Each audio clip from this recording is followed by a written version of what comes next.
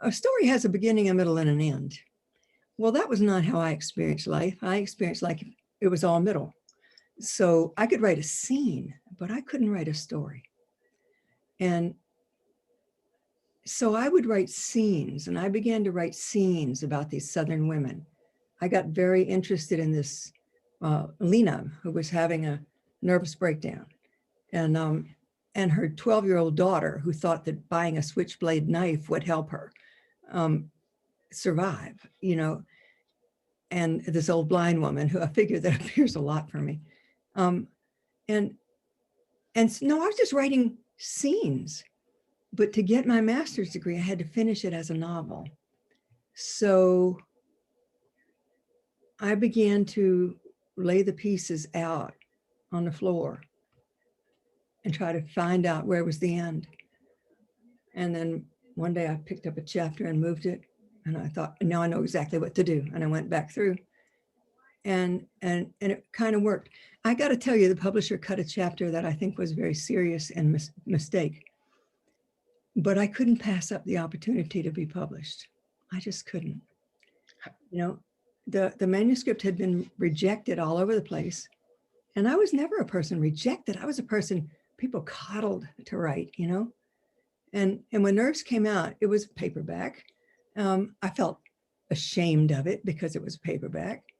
And then I met an amazing guy through my New York lover, who had graduated, who had been in the PhD program at the University of Chicago. And she introduced me to Michael Denneny.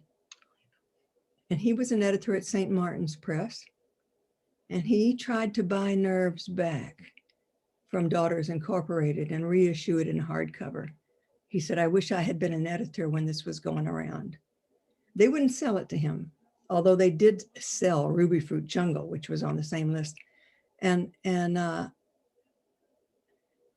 he said, write a paragraph of description and I will get you a contract for a novel. And he did.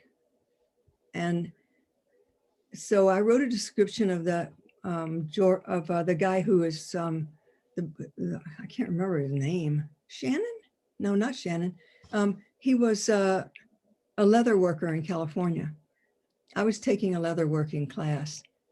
And it had begun to occur to me that everybody in California I met thought they were escaping something.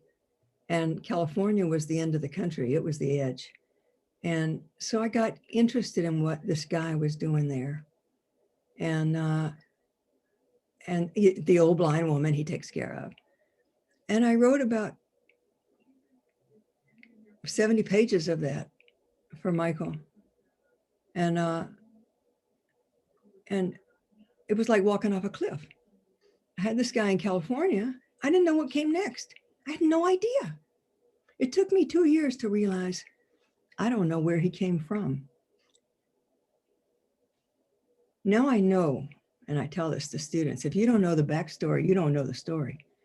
And so I started unpacking his backstory, and the book changed directions. He became not the main character.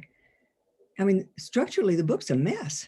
Wendell wrote to me and said, you can't publish a book like this. It doesn't have a point. You can't end a book with two sisters having sex with each other. You can't do that. And then have one of them say, I don't know what this means. What, you know, I threw that letter away, and boy, do I wish I had it.